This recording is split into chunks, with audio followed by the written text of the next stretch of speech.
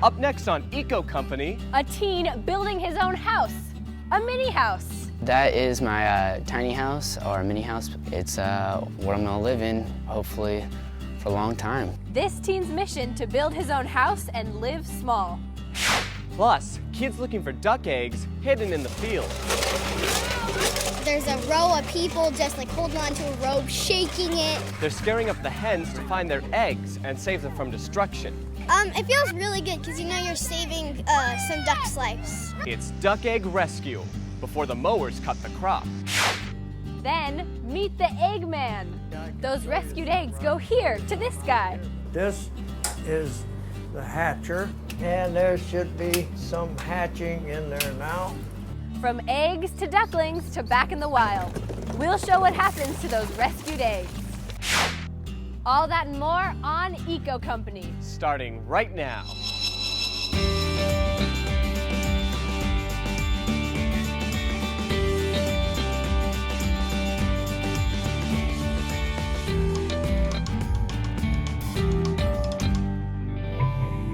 Hey guys, thanks for tuning into Eco Company. I'm Brendan. And I'm Jelena. First up, we have the story of a teen with an unusual project. Now, most of us when we turn 16 are thinking about cars and sports or girls. Or boys. Or just hanging out with friends. But this one teen has a different outlook. He's doing a big project on a small scale. And Brendan's checking it out. Imagine if this was your living room. Pretty cozy in here, right? But this is just one of the ways that many people are downsizing. And we met up with a teen that's making a tiny house kind of like this one, and the guy who inspired him to do it.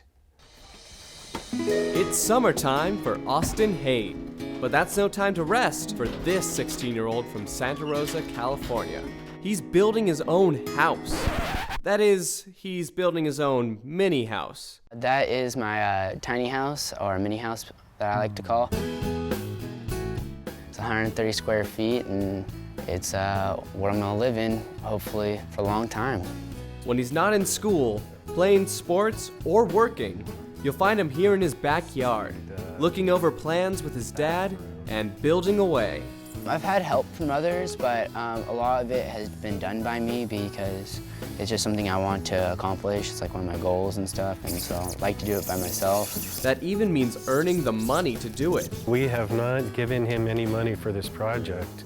So he works as a camp counselor in the summertime, and then during school he'll work for me or do projects for other people. All right, Austin, can we maybe take a step inside and see what's in there? Yeah, I'll give you a tour. Sure. So welcome to my tiny house. Yeah, so this is a year's worth of effort. Yeah. Back here, there'll be a wall dividing these two. This will be the bathroom, I guess, with the shower on this side and the composting toilet on this side. For the gas, I'm gonna do propane, which is for my stove and oven, but the water will just be a regular hose hookup. The floors are reused, salvage yard flooring. Up there is just basically my loft I've been sleeping in for a while. So why build something so small? I want to live in a house like this because it's small enough for just me, but it's also big enough if I want to have like 1 or 2 friends over. Not to mention, living small helps the planet out too. It's also eco for me, and I really like to save the earth because we only got one of those. That's the same philosophy of Hayes' mentor and friend, Jay Schaefer, an architect and builder. He's the guy who helped Austin get started. I met him at an open house that I was having. I was showing off my tiny house to a bunch of people, and he and his dad came up to me, introduced themselves, and Austin has been in the scene ever since. He's all, hey, I want to build one of these. So I'm all, yeah, do it. Schaefer's been designing and building mini houses for a decade. This is my 3rd tiny house. Over the course of 10 years, I've been living this way, and this is my favorite yet. It's just very small, and it's just sitting back there like a shed, but it's decked out. All right, let's go take a look inside. Who goes there? Hey, Brendan. Hey, Jay, nice to meet you. Can I come too. in and take a look? Come on in. Welcome to my very humble abode. It's cozy. If nothing else, it is cozy. What we're standing in now is what I like to call the great room. It's just like 6 by 6 feet, and it's where I both entertain with my puffy chairs and my little fireplace, which keeps the whole place warm in the winter.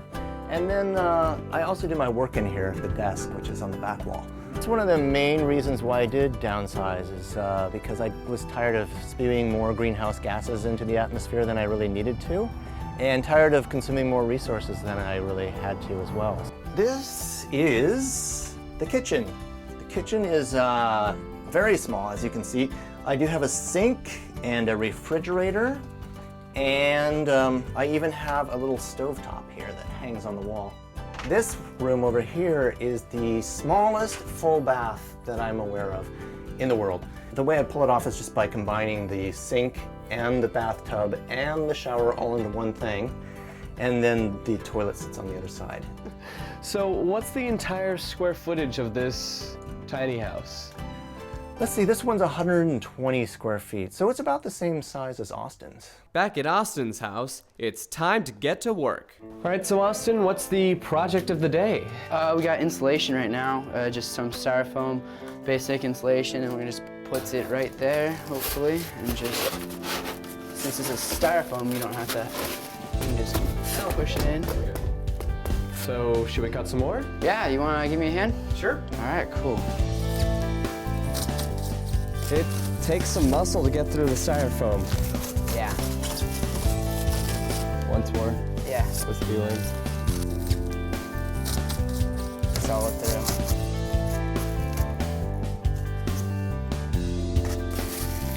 Whew, done. Should we put it in? Let's do it. So which panel are we putting this one in? Right below the same one right there. All right. Shove it down in there as far as you can. So you have, what, 30 more to do? Yeah, pretty much. It's work that Hayes doesn't mind doing, not one bit. It gives me a great satisfaction because it shows that everyone can go eco, not just older people, that younger people have a difference in the world. Last July when we went and bought the trailer, I mean, most 15-year-olds aren't thinking about paying $2,000 for a flatbed utility trailer. Once he bought that, it was no turning back. I love that Austin's totally in tune with why this is so important. Living small, living simply. I wanted to send that everyone has a step that they can take to go eco, and everyone has a way to save money, and it doesn't mean you have to be frugal about it. You just have to choose what you do, and not having a big house is fine. Having a smaller house is sometimes better, and I'm just hoping everyone catches the drift and we all go small someday. That day for Austin isn't so far away. For now, he works on his mini home in his parents' backyard. When he heads off to college, it'll be a home sweet home to call his very own. Okay, so are you ready to rescue some ducks? These kids are, and they're making noise in the process. We'd shake it to make the mother birds fly away, and then we'd pick up the eggs and put them in an egg carton. They're rescuing duck eggs hidden in the crops before the tractors mow it under. And where do the eggs go? They go to this guy. He's the egg whisperer around here. I talked to the ducks, I talked to the dogs, and talked to the little birds. And From egg to duckling, we'll show you how these ducks get hatched and sent back into the wild. More Eco Company is coming up.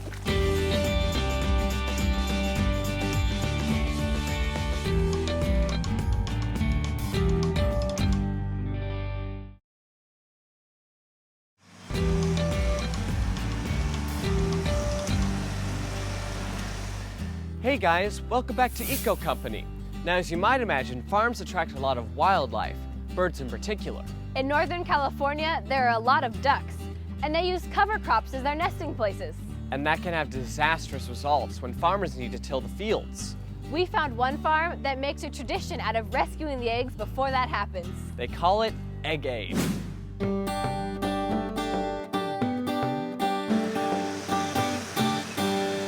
It's a bright, sunshiny day in Northern California, and these kids are all smiles. That's because today they're in Mother Nature's classroom at Lundberg Family Farms. Here at the farm, we do grow 17 varieties of rice. 70% of what we grow is certified organic, and the other 30% is our own label called Eco Farm, which is our conventional rice. Lars Lundberg says sustainability is in this family's DNA. We've been doing it since 1937, focused on organic, just with using water as the main weed controller, and then disking the crop back in instead of burning it, and growing cover crops and rotating the rice on and off. Cover crops also lay out the welcome mat for wildlife, one kind in particular. What animals are nesting in the fields? Yeah, ducks, yeah, exactly. The cover crop is dense, so it protects the nest from predators. But according to Jessica Lundberg, it creates a problem when it's time to work the field. When we go in to plant a rice crop in the spring, we have to chop the cover crops and start and work the soil. That cover crop's a beautiful habitat for wildlife, a great habitat for birds that are looking for nesting areas at the same time that we're trying to get ready to farm a rice crop. The thing is, the ducks, they like the cover crops too, and they want to lay their nests or have their nests and lay their eggs in the cover crop. That's where these 5th graders from Chico, California come in. So what you guys are going to do is help us find those eggs and save them before the mowers come in and mow the cover crop. Here on the farm, they call it egg aid. It's older than I am. It's been out here for 25 years, but ever since I can remember, just in the springtime we go out and scare up the hens and collect the eggs. So after a quick briefing, it's go time. Their job, along with volunteers from the District 10 Wild Duck Egg Salvage Program, is to form a line and walk the fields. Well, we went along holding a line up with tin cans on it with rocks, and we shook it. There's a row of people just like holding on to a rope, shaking it. We'd scare the ducks up, and wherever they went, we would go around there and look for their nests. I think it's right around here. We'd shake it to make the mother birds fly away, and then we'd pick up the eggs and put them in a egg carton. Even so, spotting the nest isn't always easy. Oh my gosh! I think I see something underneath here. Here!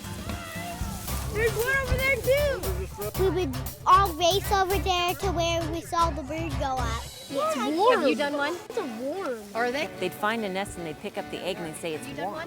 These birds are actually living out here. They don't go home to a house or they don't have some shelter. They actually are eating and drinking and flying and making their nests and hatching babies out here. Wow, this is a pretty big deal. When the day's done, it's time for the count. Kind of grouping the eggs together. There's 3 different nests here. There's a nest of 3, and a nest of 1, and another nest of 3. Altogether, we found 53. We call that egg-tastic. I thought it was pretty nice just saving the little eggs. It feels really good because you know you're saving some ducks' lives. Well, I think it was fun and it was a good thing to do because we're helping the animals since if we're destroying their homes, we should at least kind of help them by saving them.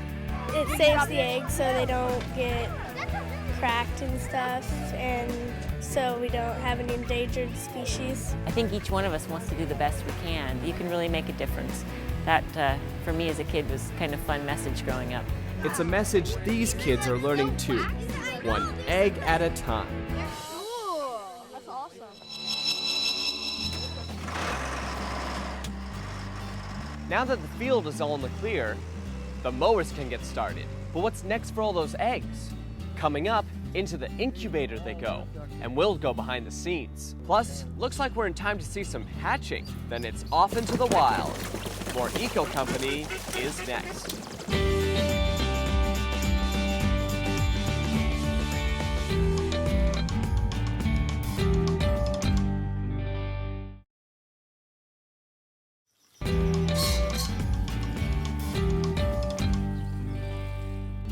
Welcome back to Eco Company. Now, we'll head back out to the farm, where there's more going on in the rice fields than meets the eye. First, a quick review.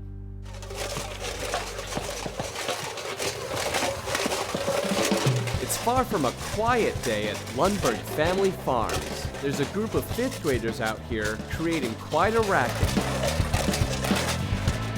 It's all part of the annual Egg Aid. And the Egg Aid is an official day. It's just a great day that we have that we can share it with a few classrooms. Today, these kids are flushing mother ducks out of the field. That way they can spot their nests and get the eggs out of harm's way before the cover crop is mowed under. You see, the ducks just love to nest in the field's cover crop. This is part of the Pacific Flyway, and with the rice industry in California, it provides about 500,000 acres of habitat as birds move from the Bering Strait all the way down to Mexico. By the end of the day, they've brought in quite a haul. That's where Darrold Daly comes in. He's the egg keeper in these parts. I talk to the ducks, I talk to the dogs, and talk to the little birds. Daly knows a thing or two about giving duck eggs some TLC, because he's been doing it for quite a while. This is my 27th year, and I will go over 27,000 this year. It all started when Daly accidentally ran over a nest himself. And I salvaged 5 eggs, and I brought them home and hatched 4 of them. Soon after, the eggs just kept coming. Next year, the farmers would come with a hat full of eggs and said, well, you hatched these last year. Can you do some more? So I said, yeah. And the following year, there was more, and then the rest is history. Enter Lundberg Family Farms. We said, you know what, if we gather the eggs, how about if we send them to you and you can hatch them? After they're collected from the field, their first stop is an incubator. It's a delicate process that takes a watchful eye. These turn automatically, but to work on them or look at the eggs, I can work them manually. They turn every 3 or 4 hours automatically, because an egg does have to be turned. Mama turns her eggs. When the timing's right, it's on to the next stop. This is the hatcher, and there should be some hatching in there now. There's one just coming out of the egg right now. There are a few wood ducks and even wild turkey eggs too, but most of what you'll find here are mallards. They'll have their little bill up in the air pocket. See, he's pipped here. See where he's broken the shell out. And once they do that, they're breathing our air. It won't be long now. Watch this. Now you say, welcome to our world. The hatch rate is about 90% success. So the eggs that are collected, they are marked, have a date on it, they're kept together as a clutch. So kind of as a family, because if the hens start incubating them, they'll all hatch out at the same time. And we have good success, great success. In about a month or so, these little guys will spread their wings. But first they'll spend some time outdoors, in these pens, getting used to the water and all the elements. See, these will go out next week, next Friday. When their day comes, they get loaded up in Daly's truck for the trip out to the wildlife sanctuary. But before they do, they'll get banded. They're all banded with U.S. Fish and Wildlife Service bands. After a short ride, Daly backs his truck up to the creek, where it's a short hop to freedom.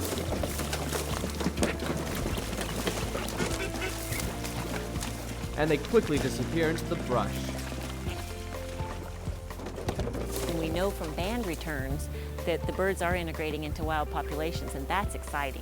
And we've had band returns as far away as Gwynn, Minnesota, and the Mojave Desert, which is telling us that these birds that are being released are not only able to survive after they're being released, but they're integrating into wild populations.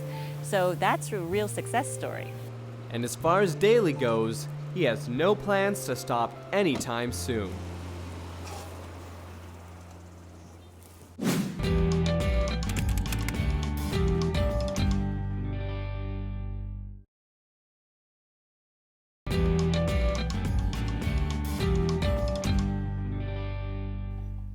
We can all do our part to help save the environment. It's about making good choices every day.